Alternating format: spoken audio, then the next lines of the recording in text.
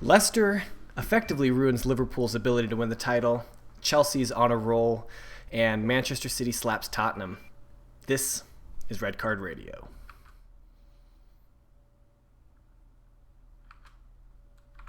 Good morning, good evening, good afternoon, wherever you're hearing this from. Thanks for tuning in. Red Card Radio is a weekly look at the Premier League from four friends who support different clubs. My name is James, and I'm joined weekly by my three good friends.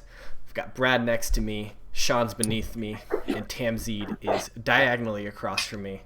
I support Arsenal, the greatest club in the world. Brad is a Chelsea fan. Sean supports some small club who also resides in North London, Tottenham, and Tamzid supports the soon-to-be not champions anymore Liverpool. But good evening. Welcome, boys. What's going on? How y'all doing? Good. Champions of Europe, please. Is that at least give him some. At least give him the credit he deserves. Well, hold on. I'm gonna harken back to Brad when Chelsea won the Europa League, and he was claiming that they were the champions of Europe. So Arsenal's about to be the champions of Europe too. So no. Oh, dude, I remember when he did that. Right? Champions of Europe. He was champions of Europe both for 4 trophies. days. We had both trophies for 4 days. It was glorious. That was the 4 days, Brad. Yeah, so we were the Literally champions. We won 4 the days. Champions League, and then the next year we won the Europa League, and like the overlap between the two finals, depressing to we were you. world champions right. for 4 days. We Thank had you, both Sean. trophies for 4 days. That's like the I'm biggest. sorry that London doesn't have any other Champions League trophies. You were European champions. You weren't world champion. No English team has ever won the world championship. Only Liverpool Football Club. That's such an L, Brad. That's such an unbelievable L that Chelsea fans wanted to self-take there, that it's unbelievable. But before we get too deep, coming up this week, we're talking about Liverpool and Leicester, what happened there.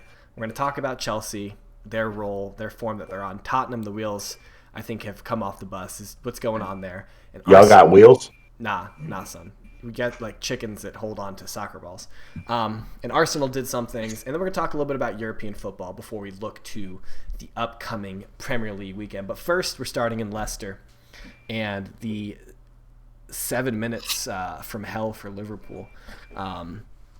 What happened there? What's going on, man? Another good performance ruined by a genuine lack of communication between the absolute baby center back that we just bought and threw straight into the fire, and Allison, who saw kebab on the back of a shirt and went running.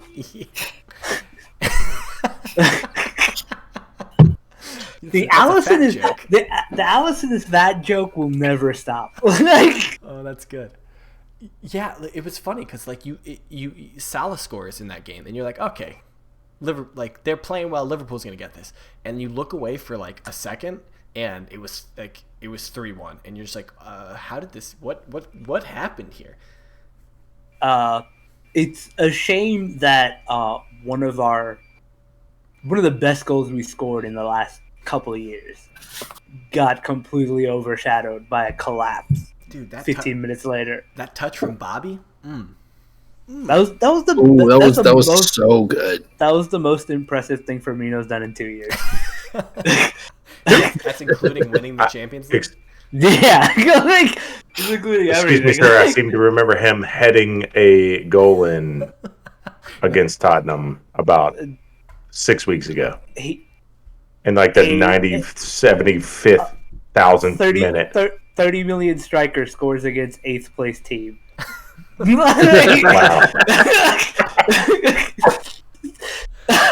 there isn't like the fact that he dropped like 2 massive like goose eggs against everybody else in the course of the season is just pure comedy.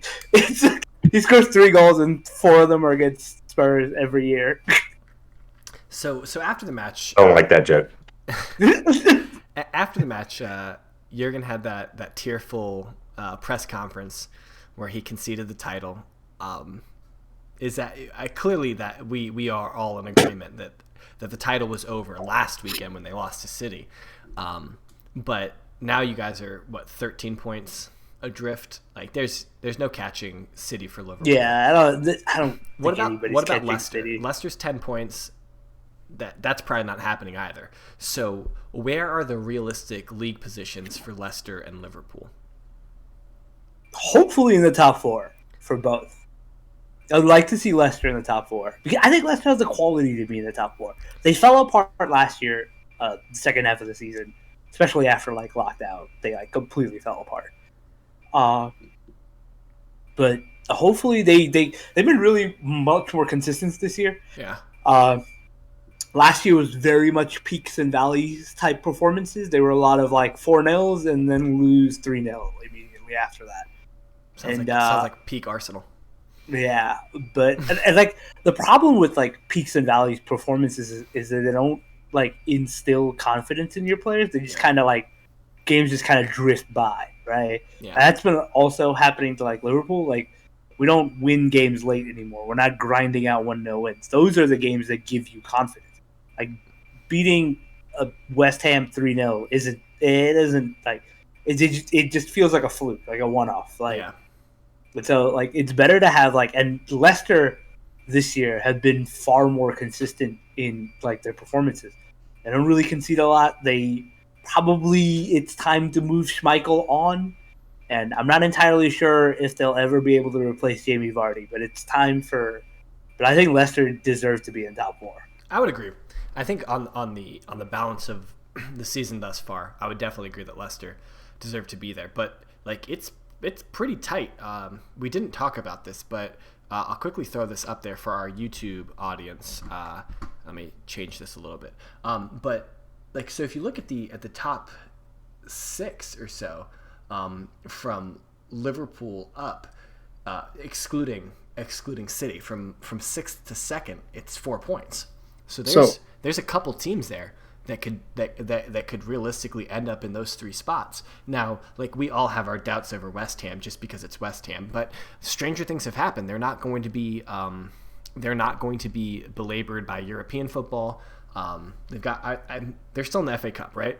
Or did they? Or they Yeah, out? No, they lost to United. Okay, so they're out of the FA. Oh, that's right, they did. They're out of the FA Cup. So like they've only got the league left. So what's stopping David Moyes from going on a run here? David Moyes is Moyes from going on a run. Their next 4 games are Tottenham, City, Leeds, Man U. I count at least 3 winnable games there. I mean, like I don't throw that shade intentionally at Tottenham. But like United are all over the place. They can't defend. Tottenham are all over the place. And Leeds are able to lose. Like no one's beating City, so like that's an L. But everyone's got to lose to City, right? Arsenal are going to lose to City this weekend, and we'll talk about that. But like if they come out of that with like, so if they come out of the next 4 games with 6 points, 8 or 9 points, 7, 8, 9 points, something like that. I know 7 seems unlikely, and 8 seems unlikely. No, 7 seems likely. 8 seems unlikely, but like if they come out of those 12 potential points with like 7 points, they're probably looking pretty good. Depending on maybe they lose to United, but if they beat Tottenham, which is probably the more important game for them to win in terms of their prospects in the top 4, and they beat Leeds, and they draw United or something like that, like they could make a case. I agree. I don't think West Ham are going to do it because it's West Ham, but I don't think we can rule it out at this point. But you're also forgetting about the debatable other London club, Aston Villa, that has 2 games in hand, and they're at 36 points. I mean, they could be at 42, and if they win both, so they're not going to be at 12 goal differential. They're going to win both, so they're probably not going to get 4 out. So they could be either 4th or 5th after that. Yeah, of course. If all things equal. Yeah, and I tend to like to give games in hand as wins. That's in my that's how I think about things, and I know that's probably a flawed way to do it. But yeah, so like Villa's a shot as well. So I just think I worry. I don't personally worry, but from like a neutral's perspective, I worry about Liverpool's ability to stay up there. I agree with you. I want Leicester to be in the top 4. I don't honestly care where Liverpool finishes. Personally, I don't really like Leicester either, but that's for different reasons. But I don't know. I think Leicester have a better shot at finishing the top 4 than Liverpool do, in my opinion. Would be lovely to finish 5th and win the Champions League. Only if Chelsea finish 4th and Arsenal win the Europa League. No, I would love it if Everton finished 4th and we win the Champions League. But you also, yeah, you also because need that's us to win the Europa League. Yeah, right, and that happened in 2005 when we won in Istanbul. Everton finished 4th that season. We finished 5th, and we still won the Champions League. Guess where the final of the 2021 Champions League final is? Istanbul? Yep. Oh, nice. Is it the same stadium? It's destiny. Is it the same stadium? Yep, Kemal Atatürk Stadium. Oh, man, interesting. Destiny. Well, and Chelsea did in 2012 when we finished 12th and knocked Tottenham out of Champions League too. So I can understand your glory, like the feeling there. It's amazing. It was one of my favorites. Can't wait to.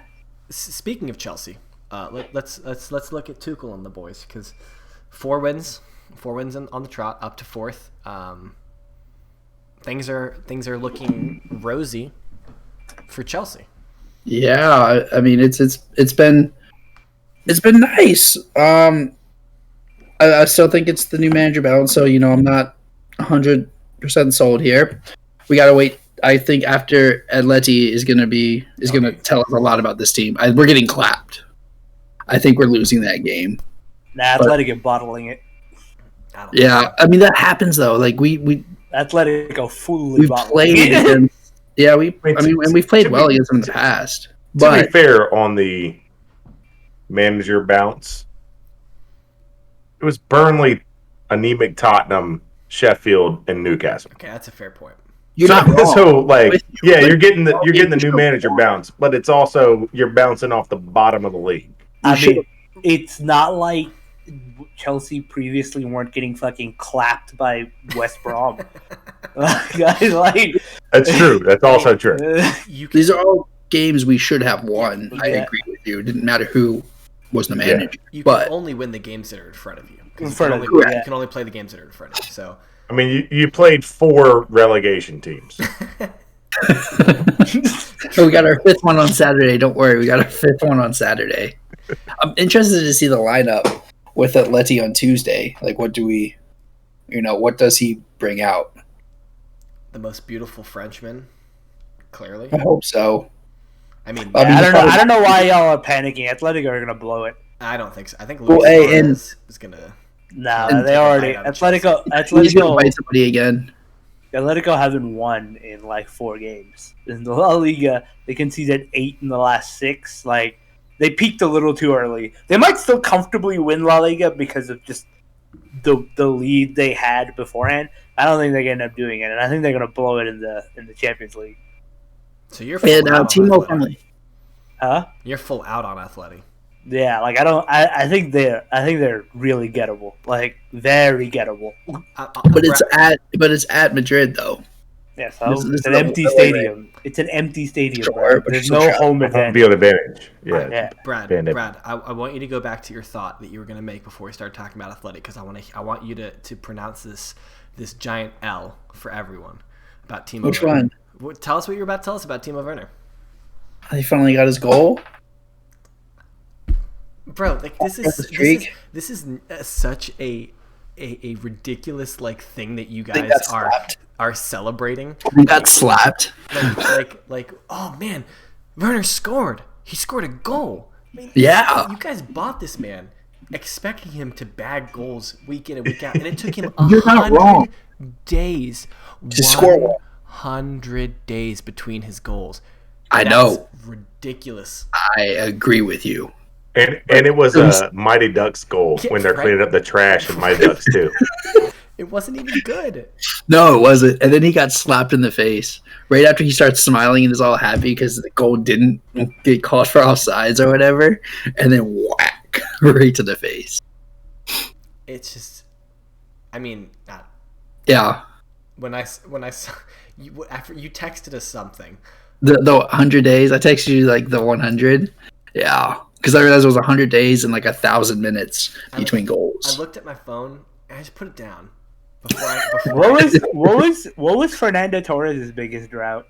I don't know. Do we have the stats for this? Let's get this. Because we need one. We need a statistician for things like that. The last time Chelsea bought a blonde striker from a red wearing club for 50 mil.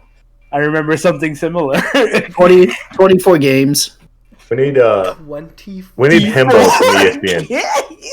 We needed a connection with ESPN so we can get Himbo on this because he's a statistician. 19th of October to January. Scored his first goal since 19th of October. I don't mean any disrespect to Hembo because he's good, but like ESPN comes with the most irrelevant stats of all time. Facts, but we all know that. Like the most absurd. This would be an irrelevant fact, other than that it would tickle Tamsy Pink. It tickles me. Well, too. because we bought him for what? So it would normally be irrelevant, but it makes him happy. Okay. Because Liverpool swindled us for that 50 mil. That's why he's happy. And then turned it into like 7 players, probably. Nope. Turned it into Andy Carroll. Even worse. That was the greatest transfer turnaround ever. Let's go. That was the greatest transfer. The only good part of that whole debacle was that we ended up funding Luis Suarez with it too, and he turned out to be really good. So like that part's fair, but like we also checked a majority of that money at Carroll. Yeah, it wasn't like 35 mil. Like they sent you 50 for Torres, and then like you guys like the next minute sent 35 for Carroll. 35 for Carroll and 22 for Suarez. Wow, the fact that you get Suarez for less than Carroll is mind-boggling. And he's still out here just vibing with Newcastle. That's the craziest part. Oh, all right. So he's Brad, still got a job. You got anything else about Chelsea, or was that it? Just feel good, and you're worried that this is still the new manager bounce, and you're interested in who you line up against Athletic. I'm interested for the Saturday, the trap game for Southampton, how we line up, and we still haven't heard anything on Tammy's injury. I mean, your squad is deep enough that you should handle Southampton, who for the life of them cannot find a win. And Athletic Champions League is the Champions League, right? Does Kepa start again? God, that scared me. That was the scariest thing of this last game was Kepa starting. What? That's a Marino or Roman phone call. Did Newcastle even have an attempt on goal until he made that one diving save that he 100% played up for the cameras? It says they had 4 shots on target, but I don't remember really anything that was super trolling besides that one. I mean, shots on targets are limp shots that he just bends over and picks up as well. So. Yeah, that's pretty much all they were. Yeah. Yeah. So, but you guys were never threatened in that game. But okay, so let's talk about Tottenham then. So you guys, so my whole thing about Tottenham last week was that they were going to prioritize the cup. And there was the most absurd FA Cup match that I can remember. I remember there was a League Cup match between Arsenal and Reading back years ago that finished 7-5 or something like that. But this FA Cup match between Everton and Tottenham was bananas. And then you guys lost to City in the league as well. So everything's out the window. You can't win the FA Cup. Now you guys can't win the FA Cup, can't win the league. I guess maybe he tries real hard in the Europa League and tries real hard in he's got one game to try and win the League Cup, but it's kind of a crappy week for you, Sean. I'm actually just hoping we just go ahead and get relegated and then we'll win the championship next year. Yo, you can't steal my trophies are trophies. The trophies are trophies, baby. Can't steal my shtick. I've been saying Arsenal are getting relegated for the last 5 years. Man, the lot we trotted out for West Brom was like a League Cup, and I thought he's gearing up for Everton, and then we go up 1-0, and then 1 goes in, 2 goes in. 3 goes in. And I'm like, here we are. Here I am. Just a Tottenham fan. And the worst part was, honestly, where I was watching it, I was, this is during the day. I'm like ending my day and I'm trying to like get all my stuff logged in. I'm like watching it and like working remotely and like watching it up on the TV. And then I look down and look up and look down and look up. And this dude comes in like maybe like early second half. And he's like, oh, what happened? And I'm like, do I really have to recount this again right now? Like, do I have to tell you what happened? Like, you weren't paying attention. You weren't like looking on your phone. Like, now I got to say it out loud again. We went up 1-0, and now we're down 3-1. What do you want to know? Down at the Spurs pub. Yeah, and then then we battled back, got hope. Then it was 4-3. Then I lost hope. Then I got hope again. And it was 4-4. Then it was overtime. It's just awful. It's just awful. It's an awful way to watch. It's the hope that kills you. Yeah. It's the hope that kills me. If it was just 3-1 for the rest of the game, I could have just worked in peace. That's such a fair point. It's like you get your hopes up, like you City, because City's better than everyone. It's the hope that kills you. For sure. That's why I didn't care on the weekend. I knew City were going to batter us. I didn't even care. Yeah, that one was not pretty. No, it was awful. Sanchez fell over. Do you think that this is kind of a problem for Mourinho, is that he can't figure out what his best center back pairing is? Or just that, like, you guys don't have good center backs? Center back pairing. Well, you've had, like, so you can't... Can you pick... What was that, Brad? I was going to say, like, you say pairing. Like, does he have one good one? Yes. Yeah, it's probably Rodon. It's probably Rodon and Alderweireld.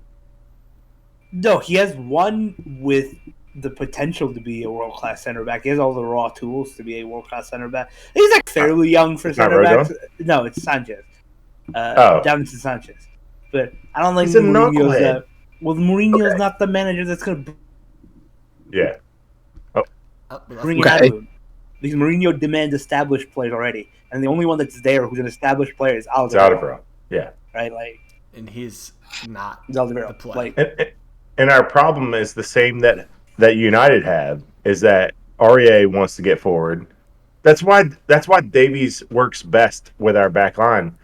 And as much as I love Reguilon, he's not our best left back, because if we're going to play him with REA, both of them like to get forward, and we don't have the center backs to handle that. And that's the same problem that United have, is that when Wan-Bissaka's running, screaming up the right, and Luke Shaw's screaming up the left, you can't trust Maguire. And who the fuck, or who the heck cares who the other one is? A bucket load of problems on top of that. Yeah, well, there's other problems, but yeah, it has to be Davies on the left, because he actually has like defensive qualities about him, and he doesn't scream forward up the left. But Serge Aurier, who knows what he's doing? And so you have to have Davies in there, because the other two center backs can't be trusted, no matter what pairing it is. Okay, it's deeper than I thought. Oh, it's bad. So it sounds like you should just like fold the club. Get relegated. Nah, I think just bankruptcy, go into administration, sell the assets. We'll demolish the Toilet Bowl Stadium and make it a parking lot for Arsenal. You know what? We'll even fund the transit system that we'll take from the parking lot of White Hart to Emirates. That would be good. I'm here for that timeline. You could call it clown to clown transportation. There you go. Wow. Yeah, C2C.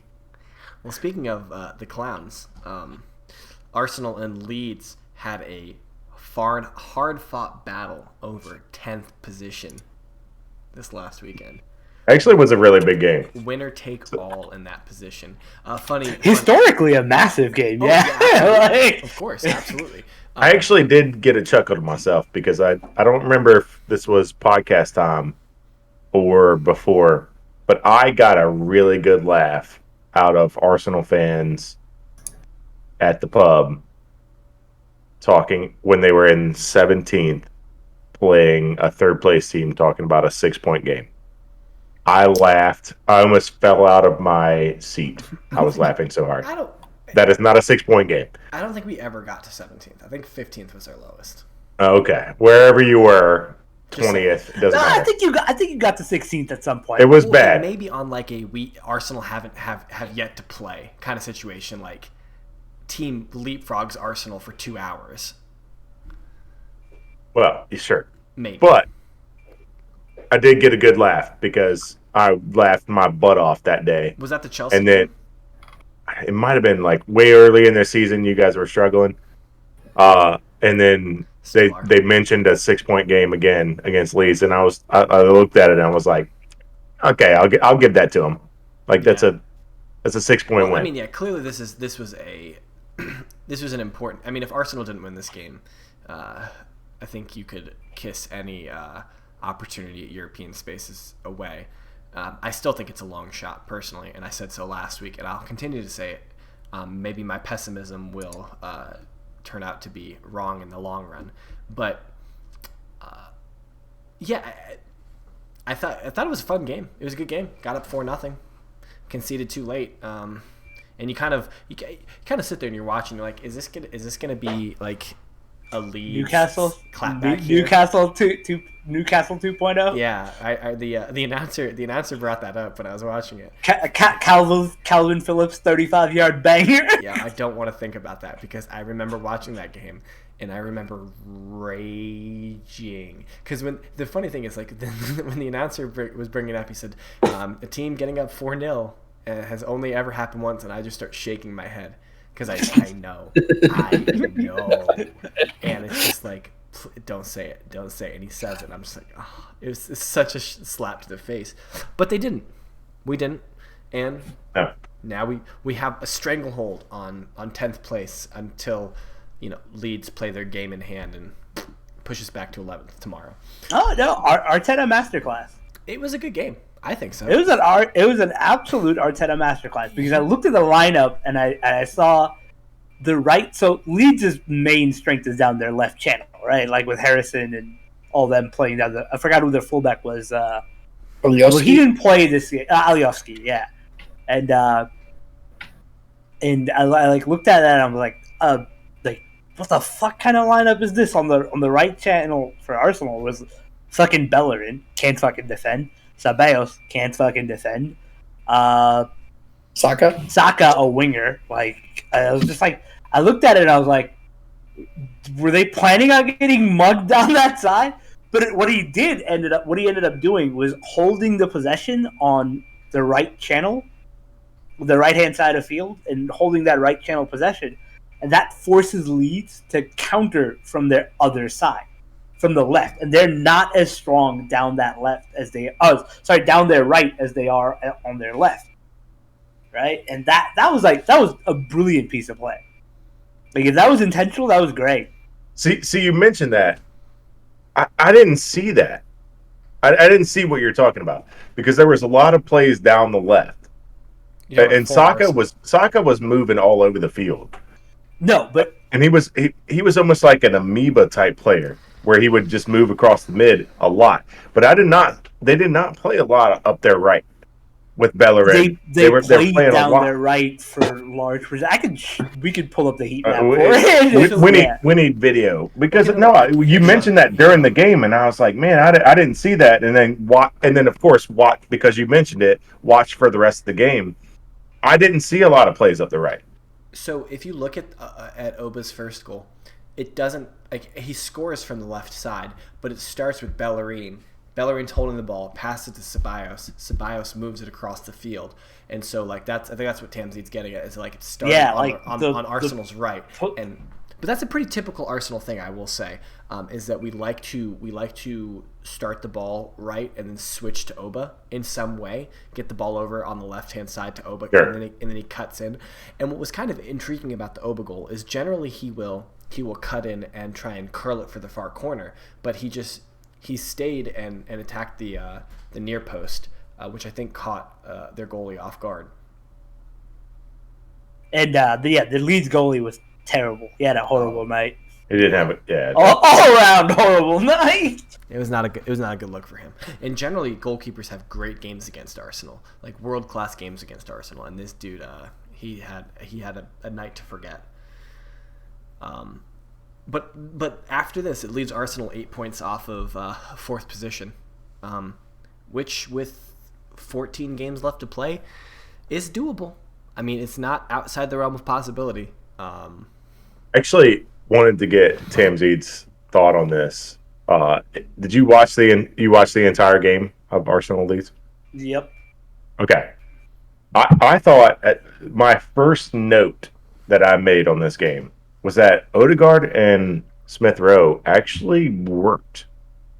Because I feel like Smith Rowe kind of got like hidden away into the game. Like he did at the beginning, yeah, and then he found his way later. I mean, at the post Willian found his way. Oh no! That's my last. My last note of the game is LOL Willian. I saw a tweet that was like some guy like videotaping his TV and Willian gets on and he turns it off. Yeah, I don't know what Martinelli did. Contract, right? Like he has to play every game at least some minutes. To. I mean, it has to be in his contract. There's no other reason to sub him on. It's possible they're just trying to justify the wages. Yeah, I don't know. Yeah, firing Gunnosaurus. Gunnosaurus was not fired. Gunnosaurus is still at the stadium. He was furloughed. It's just the guy who had traditionally who made Gunnosaurus and then played Gunnosaurus for free for so many years. And furloughed is a nice way to say fired. Yeah. Well, they did permanently furlough the guy who played Gunnosaurus. That's a feels bad moment. It's a massive feels bad moment. It's a feels terrible moment. Yeah, Arsenal club legend. Yeah, we're not happy about Back to the main point. I thought Odegaard took over the middle a whole lot because they're both attacking mids and they're similar-ish, but Odegaard likes to take on defenders a little bit more and then pass from there, where it feels like Smith Rowe likes to facilitate a little bit more. So they kind of can coexist. I just didn't know how it was going to work in this game, and it worked out because in the first 20 minutes, you guys looked unstoppable. So I think we'll see a better version of that when they play a team that sits deeper. Yeah, like a team like Burnley, and will probably be a better because they'll all have like a lot of the ball, right? Sure. Yeah. So we talked about this a little bit before we started recording, but like my knowledge base of Odegaard is pretty limited from just Arsenal games. I didn't ever watch him at Real Sociedad, and he didn't play for Madrid. Not that I would have watched him for Madrid either way, but I digress. So my subset of knowledge on Odegaard is lacking. But Emile Smith Rowe likes to drift wide and get out. Like so, when the ball's being played in the middle, like yes, he will occasionally receive it in the middle and attack from the middle. But a lot of times you'll see him just kind of drift out wide and try and pick up the ball there and attack from width. And so I think that this kind of benefited him a little bit because Odegaard also was dropping back further and picking up the ball much closer to the midway line, and carrying it and passing it and distributing from 40 or 50 yards away from the goal. Then Smith Rowe tends to get the ball. Smith Rowe has been most effective, I think, for Arsenal when Lacazette's been dropping back, picking up that ball 40 yards away from, passing to him, and then letting Smith Rowe kind of dictate from that. So I think having Odegaard play more centrally and allowing Smith Rowe to drift a little bit wider allowed him to feel more natural. But if you also look at the goal that Bellerin scored, Emile Smith Rowe is standing in the middle of the 18-yard box. So they both had liberties to move around in the creative areas of the pitch. Well, later in the game, that was one of my first notes. But then I also noted how Emile Smith Rowe was a ghost. But it was because he was, to your point, it's because he was floating around being where he needed to be. And this game was also like very chaotic. And so It was. in chaos, it's like sometimes players get drifted out, especially if they're like sort of shunted into a position where they have to do a lot of like grunt work. Yeah. And that's why I was like, Yeah. you'll see a better, you'll get like we'll be able to find a better understanding of how they play together when they play a team that's like fully committed to the idea of never attacking. Yeah. We'll see them against Like Tottenham. traffic cone teams. Tottenham. Our Tottenham minds, Hotspur. our minds were We're the at same White place. Hart Lane. I don't know the number, but you can find us. Wasn't the next game at the Emirates? Didn't we play at White Hart Lane? Wasn't the last North London derby at White Hart Lane? No, Like it's every just North mention London this. derby for the last 5 years has been in the North. Let's just play at White Wembley. Hart Lane. Just get it over with. Yeah, it was It's at the White only Hart time Lane. I'll be at Be Wembley one of the Emirates, ever. the next one. Yeah, I think the next. Anyway, we digress. Let's talk a little bit about European football because all 4 of our clubs are involved. My brother texted me and was like, "Yeah, you're gonna give Juve a shout out yesterday," and I was like, "I mean, I can, but now he's gonna be listening to this. I don't think he wants a shout out because they got slapped around by Porto today." But Liverpool, they're up 2-0 in their tie against RB Leipzig. Leipzig. For Brad there. And Arsenal play Benfica tomorrow. Tottenham play Wolfsburg, and then Chelsea also tomorrow. And then Chelsea play Atleti next Tuesday. Quickly, Tamzid, because we don't want to spend too much time because this is primarily Premier League podcast. But feeling good about your result against Leipzig? European champions coming. Great. Perfect. There's the commentary I needed. Brad, for you, how are you were interested about the lineup. How do you feel about the potential tie against Atletico? I think we're losing. I know Tammy disagrees, but I think that's our first real test. And I think we're getting clapped. Do you think you're losing the tie overall or just this one match? Do you think you ultimately win the tie? We'll see. Like the Chelsea fan in me says yes, but like the realistic fan in me is probably not because we haven't gotten out of the round of 16 since we won the cup. So sounds Arsenal-esque. But we won the cup. These London teams being absolute wank in Europe. But we won the cup, so Well, Bayern Munich is the best London club. Absolutely. In football. Sean, Without doubt. Sean, how are you feeling about Wolfsburg? Well, I just found out today that there's 2 Wolfsburgs. So this is the other one. So All right, guys. I'm going to assume a win. Real. This one has an E, guys. The other one has a U. Dude, be so salty right now, and it's not at me for once. This is amazing. Welcome, my gosh, Yeah, welcome this to one's a Record different Radio. Wolfsburg than what I was expecting. So welcome to the Europa League, where you play teams you can't pronounce. Anyways, how do you feel? we might win. It's probably like a draw. Let's be honest. Hey, don't worry about it, Sean. We just fucked off to Hungary to go play a game. So I don't even know where we're playing anymore. You know where you're going? Who knows? We're playing some game against some team I didn't know existed. I don't know. It's the FA Cup first round. the FA Cup first round. Where do you remember who you played in that one? I don't know. It's a Marine. I don't know. Another team I didn't know existed. This is what I get relegated to. I just wish we would get relegated because I got no idea who we're playing anymore. Yeah, I mean that way you can learn the geography of Preston. I got to start Googling countries in Europe to figure out who we're playing. What divisions they got? Are you guys allowed into Austria? Like, are you able? Are English teams allowed to go into Austria? So will you be able to play your home? This Wolfsburg's in Austria? Yes. Yes, it is. This one is. Okay. I thought it was Bundesliga Wolfsburg. So. All right, we're gonna move on from Tottenham. All right. Arsenal Benfica who knows? I think we'll beat them, and I think we're gonna win 2-0, and then I think we're gonna win 2-0 again. I think we're gonna win 4-0 on aggregate, and that's all we're talking about for European football. To answer your question about Tottenham going to Austria, they are also fucking off to Budapest, Hungary.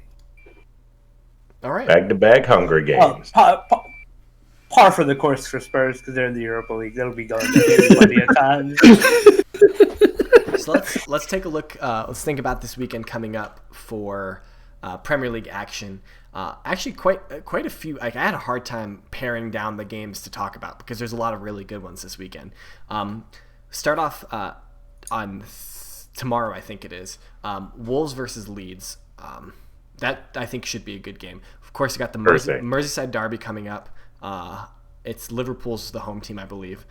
West Ham, Spurs, Villa, Leicester, Arsenal, City. Got 2 trap games: Southampton, Chelsea, and United, Newcastle. But then there's also 2 relegation 6-pointers: Burnley hosting West Brom and Fulham hosting Sheffield.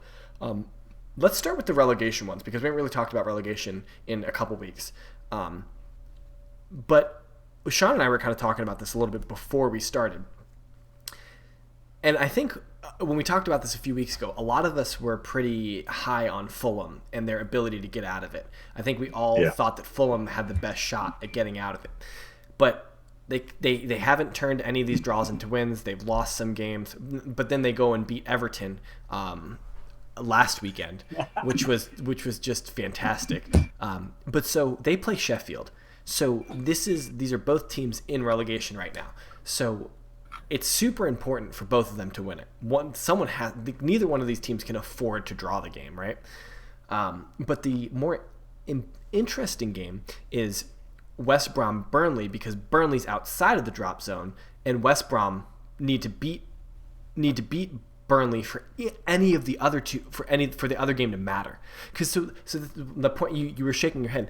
My point is that if Burnley beats West Brom, then West Brom's clearly like screwed for the weekend. But then also Fulham and Sheffield are in the same sense because they're not gaining any ground on Burnley. I'm not doubting the importance of the game. Just the very idea of Burnley versus West Brom just doesn't sit well with me. That's what gave you the shivers. Okay, I got it. Yeah, this is like a global attack on beauty and elegance. Like it's just a Philistine ball. Like no. Okay, so you're a more philosophical. That is equivalent to terrorism. Like no. So that's why would anybody don't broadcast this game? Like don't. Hey, don't put it on TV. I feel like the Burnley West Brom game is on TV. I feel like it is. I have to double check, but I think it is. Can you imagine if you're like a neutral and this is the first time you want to just get into the sport and you open up your fucking NBCSN and you see that? Oh man, you'll never come back. I mean, he'll never come back. There's drama there, and if you're just getting into football, you don't know shit about the sport anyway. It could be counterattacks all day. Who keeps the ball? Who keeps the ref? This is going to be that's exciting. It's head tennis. It's just one ball going from one keeper to the other. It's gonna be so bad. I think it was the. Well, hey, so it must have been the Tottenham Everton game in the cup. They was like a good 45 seconds, minute and a half, where they were just like a keeper kicked the ball and they were just heading back and forth. I was like, what am I watching here? But Brad, give me your point. Well, West Brom just drew United with 5 yellow cards. Yeah, but United are garbage, and we know this. Well, we know this, but that's. I don't. This is going to be interesting. Because West Brom had a good amount of possession against United. It wasn't just super counters. The goal was. Sean actually had a really interesting point about West Brom that I wanted him to bring up about Big Sam. Oh, what I want to know, Pansy. Every time they pan to Big Sam, he's putting something in his mouth out of his pocket. I want to know what he's eating. It's like this small. It's not. It's like not quite a sunflower seed, but he's chewing on it, and it's not gum because he's not spitting it out or swallowing it. Oh, well, maybe he's swallowing gum. I don't know. It's like a small could white explain object. something. My supposition is that it's a Mentos. No. It's not Mentos. It's not oval. It's as flat as Kyrie Irving thinks the Earth is. Okay. So, any It's like guesses? a cracker or something. Maybe he's got some. He might biscuits be in his eating. pockets. He might legitimately be eating some crackers in his pocket. Dude, he just like pulls it right out of his pocket. He's like, I think it's a lot like.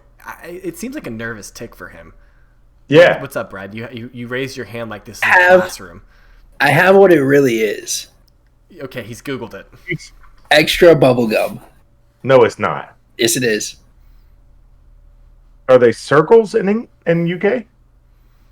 No, I think they're just tinier strips, or he rips them into pieces and chews it. But there's a picture of him having about 4 packs of gum in his pocket from 2014, and I can't see somebody like Big Sam changing that. No, of course not. That's a nervous tick. I wonder if he was a smoker and like. You can't smoke. Of Yeah, course he was. Oh, of course he was. Yeah, Definitely. right. Of course so, he like, was. he just yeah. got that. He's got that oral fixation where he's got to always Yeah. have something in his mouth, and since like Yeah. he can't have a cigarette, it's got to be gum Yeah. or something. it's like Yeah. sorry chewing on the bit of a cigarette because he couldn't smoke in the Premier League. Yeah. He was doing that at Juve last year too. So Right. Like, yeah. okay, so Tamzid, if we get away from the relegation battle to give Tamzid an ability to breathe some fresh, clean air. Before we move on, Okay, I want before we to move on. point out. Brad said they had a good bit of possession against United. 26%. Okay, maybe it was the parts that I watched. Hey, there's 2 Wolfsburgs. Don't run away from that one. No. Said it's a good bit of possession to Brad. This is an extension of what happens in the know group we all chat had the internet, where Brad's You not s- watching the game, but he just says something. And, like, Welcome. You know this though, and I think the people that listen to it know that this happens at least once a week. Well, now they know. For sure They they should know. know. Now it's the meme. Let's go. Do you want It's to Oh, make- also- that was really good. it's That was also that was the good. next Sean, day. that was great. That was fantastic.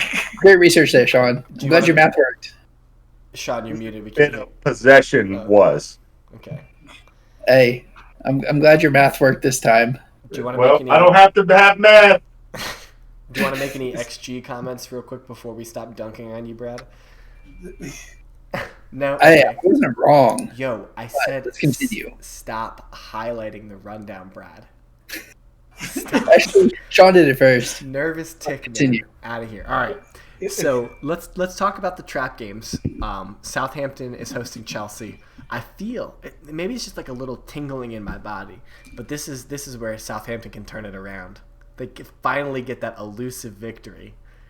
Anyone with me? Any takers on this? timeline? Is Vestergaard back yet? I don't know. Yeah, I think it'll depend on whether or not Vestergaard and me then check the Oriol app. Romeu are back yet. Yeah. I think cause that's like largely what their problem is that like their back line is demolished. Yeah. But like, wouldn't that be So- so? I mean, granted, I was hoping for a Newcastle shithouse victory against, Well, that was never gonna happen. but it didn't happen. No Callum Wilson. Oh, here we come. Andy Carroll. Bro, Andy I Carroll, thought I was the savior. calling with Andy Carroll scoring 2 goals against us.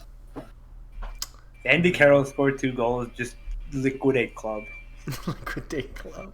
I'm pretty sure I Andy mean, Carroll scored 2 goals. I had against Liverpool. I had a $1 million bet, not $1 million bet, but my buddy that's a Newcastle fan said he'd pay me $1 million if Andy Carroll scored 2.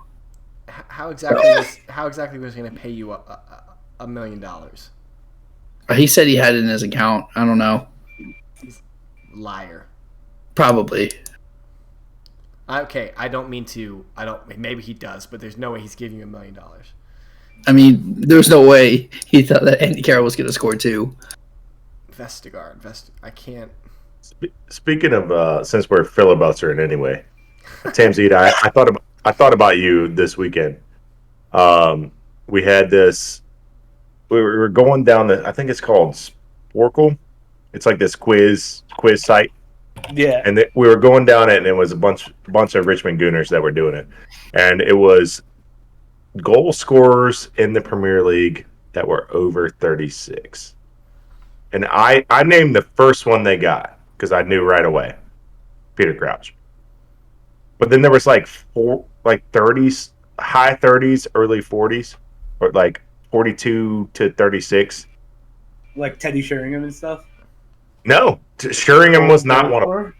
Nope. Sheringham was not one of the oldest. So who was it? It was only goal scorers over 36. Zlatan? Robbie Fowler? No, Zlatan's 36 now. I think, 36 right? now? Okay. Yeah, so it was really difficult. So I got the first one they got, and then they got like 5. Ian Wright? Like I don't know. Thinking of you, I was like, man, Tamsy probably crushed this list because all you had to do was type in the name, and it would either say yes or no. And you had, I think they gave them 20 minutes. 20 minutes, and all you had to do was just type it in. Interesting.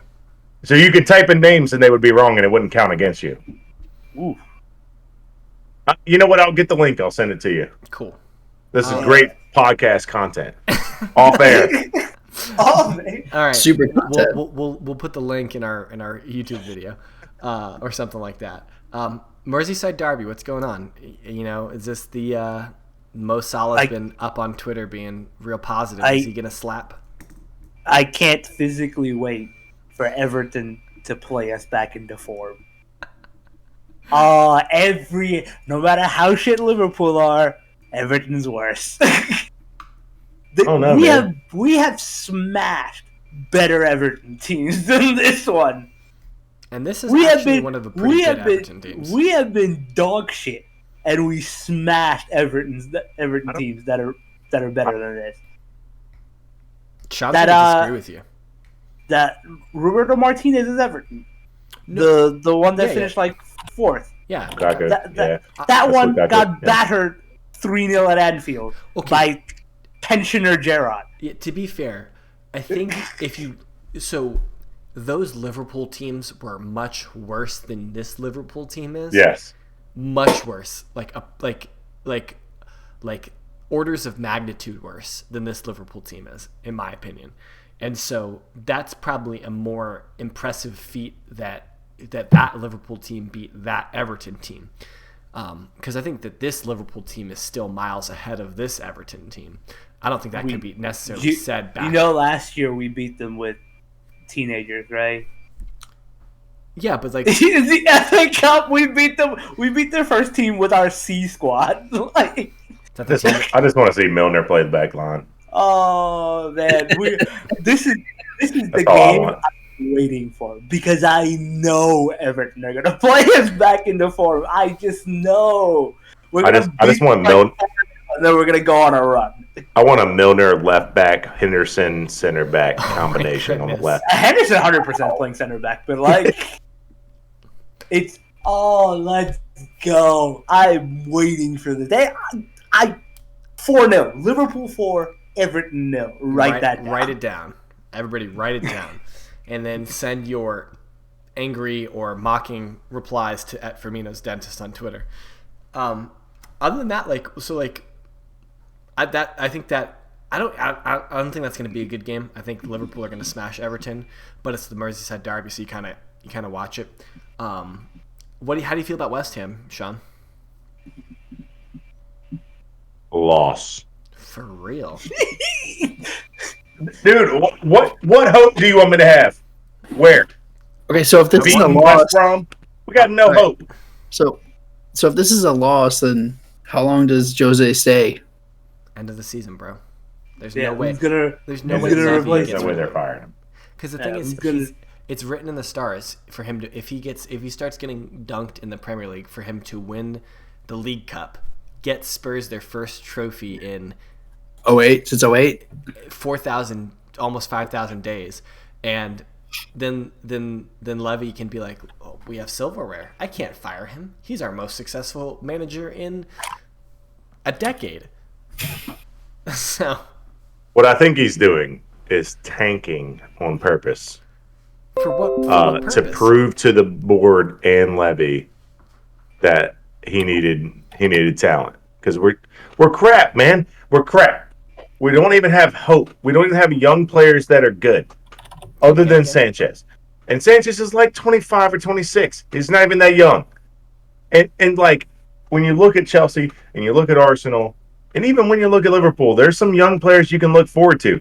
Tottenham, what do we got? Aging Kane, aging Son are our best players. What do we have? Lamella is like 30. Like, what do I have to look forward to? Nothing. I did say we're gonna have to replenish something. It comes from 17,000 transfer periods that we didn't buy anybody. Did you forget Did you forget about the young man named Hugo Lloris? I mean, what are we doing? I don't know anyone by the last name of Lloris that plays for Tottenham. No, there's Lloris. I've heard of Lloris. I know that guy. Yeah. But a Lloris, it's news to me. They signed him from Leipzig. They signed him from Leipzig. From Leipzig. I mean, you can comment on that on T, but am I not wrong? He used to be managed by Allegri.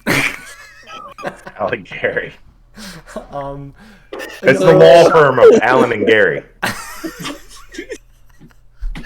Sean, I don't think you're wrong about the despondent nature and the despondent feelings that you have towards your team and where you're going. But Jose literally gains nothing by tanking. I don't think he's trying to tank. I just think that this team is not that good. The talent's not there. The talent's not there, and they're not helping him. And you guys kind of fall apart when Kane is injured, and Kane has had a few little like niggling injuries here and there. So, if only we would have had about 8 transfer periods to provide a viable backup striker. I mean, the thing is, it's really hard to find a striker who's going to come sit the bench for no reason. That's true. Actually, that's a very good point. It's the reason why we have Origi backing up the best front line in the league. Yeah. Right? Like, it's just the state. It's just how it is. That's why we have Eddie and Kedia. Yeah, right. Like, it's really hard to get. But the issue is that suffer ball only works as long as you're winning. Yeah. Right? Like, it's because naturally no player wants to play this shit. Yes, Nobody is how I feel wants now. to play this is my emotion right? until the rest of the season, unless something changes. You can do this once, twice, and if you win, it'll be like, all right, well, at least this works. The ends justify the means. Yeah. But if you're not winning and you're playing shit, then you go into a spiral. Like the suffer ball spiral is real. Enough. Yeah, it only works if you're successful at it, because it's cancerous if you're not successful at it. Our back line is our best back line. Well, really is the center backs, but it's any combination of Alderweireld, Rodon, because I actually really like that's our only hope right there, because he's 22, 23. He's pretty young, Welsh. Him and Sanchez and Alderweireld, but Alderweireld's 31, 32. He's probably on the way out soon. Hear me out, Sean. Take a page out of Klopp's playbook. Play Winks as a center back. Couldn't possibly be worse. Right? At least he can pass. And he's probably faster than Eric Dyer. Yeah, Dyer. Jesus. Don't get me started. We don't have enough time in the podcast for me to talk about Dyer being center back. Eric Dyer plays 7 positions, and he's crap at all of them. Yep. He legit plays like 7 different positions on the field, and he's bad at every single one of them. Just strap the gloves on him. Give him a shot. You can't be good. You can't be good at one position. You can't be great at any position if you're good at 7. If you're just good enough to play 7. Yeah, but he's not good enough to play in any of them. He's just on the field for what? That's what? James Why? Milner's thing, right? Like, he's good enough to play in 7 positions, but he's not fantastic in any of them. Exactly. Right? This man's not good enough to play in any of them. He's a championship player. Every time I look at Eric Dyer, I feel like he's getting fatter, taller, and just slower. Like it's just too much Fortnite. Is that what he does? He just plays Fortnite? Him, Deli, and Kane play Fortnite all the time together. How does Kane play Fortnite? He just got a new baby. How does he have time to I play don't know. Fortnite? You want me to email him? Brett, Yeah, please do. have you seen Kane's body? He plays Fortnite all day. Absolutely. Dad bod Kane. Dad bod Kane. He's putting on weight so he can be a back to goal striker. Other than that, are we expecting big things from Villa and Leicester this weekend? Oh, that's gonna be a good game. It should be. It should be a very good game. Honestly, I feel like every time we talk about it, if Leicester is attached to it, we think it's going to be a good game. I think. Right. I think we're just all really high on Leicester. Leicester play good attacking football. Brendan Rodgers is a good manager. Yeah. He just crap at transfers. Yeah. If he never had to make any transfers, he doesn't get any say in who he gets in Leicester. So it's like perfect for him. Like at Liverpool, he used to fight the board all the time because he wants to I want Christian Benteke. Well, the board's like, well, why didn't you have Roberto Firmino? Yeah, I want Christian Benteke. Like, why? Like, just stop arguing and just do. Only other game is City's about to score 8 goals against Arsenal, and that's going to be the weekend probably. It'll be 8. It'll be about 5. Probably. Willian masterclass. Yo, real talk. I'm staking my name on it. I'm staking my name on it. Willian masterclass. He's going to start because he's not playing in the Europa League, and he's going to start in the league against City. You could probably the most throwaway game, yeah. Yeah, because clearly the Europa League's more important than the game against City, and so I think you could write this down that Willian's starting against City. I think you could.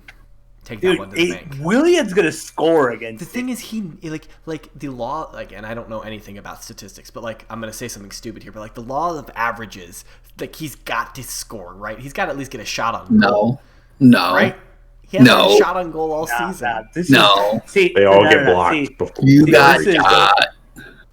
This is the game where he knows the most amount of cameras will be on him. He's gonna put it. It's so true though. Annual Willian masterclass is coming. Yo, I'm here for it because we need as many points as we can get in the league. So I'm here for it. Which that makes sense because when he was Chelsea versus Tottenham was a big game, he'd go off. I like that theory. I'm not. That's a strong theory here. I'm here for it. My parting shot at Arsenal is because the Arsenal pub is closer than the Tottenham pub. And I need to watch all these games anyway. These 7:30 games are killing me. I don't know who you pissed off at NBC or EPL, but you have had 3 2 weeks from now. Not this one coming up on the weekend. The one after that is also a 7:30 game. That will be 3 in 6 weeks. For who? Arsenal? Yes, there will be 3 7:30 games in 6 weeks. What are you talking about? We played one time at 7:30. You just played 2 weeks ago at 7:30, and then 2 weeks before that, and then you have another one maybe next weekend. No, we don't. Not next weekend. I'm looking at it. Yes. Next weekend we play. They do. They play Leicester. We play at 7. There's 2 games at 7. Why are there 2 games at 7 on a Sunday? Exactly. Anyway, so I just wanted to note that Sean's parting shot will be the only shot Spurs have all week. There it is. That's that note, that's a good one. We are out of here. This is Red Card Radio. To my side over there is Mr. Brad. He is at KSBradG on Twitter, Instagram, all those social media sites. Right below me is at WhiteheartSean, Whiteheart_Sean. That's Sean. And then diagonally down from me, that is Tanzid. He's at Firmino's Dentist. Brad hasn't interrupted me yet, so I don't think he has a Snapple fact for this week, which is crazy to me because we're recording a day later and 3 hours later than we normally record, so he couldn't have been bothered to find one single Snapple fact for us. But I bet James Tiffany. The only Snapple fact is that we started recording this podcast on a Wednesday, and it is now Thursday. Yep. Terrible. I'm disappointed in you, Brad. Anyway, I'm at James Tiffany. Please follow us at redcard_radio on Twitter. Check out our YouTube channel. We're on Anchor FM. That'll get you to all of your other podcast sites. But if you're listening to us, then you clearly know that. Tell your friends, like, comment, subscribe, rate, whatever you got to do. We really appreciate it. This has been our look at the Premier League after match week 24. And until we see you all next week, good night.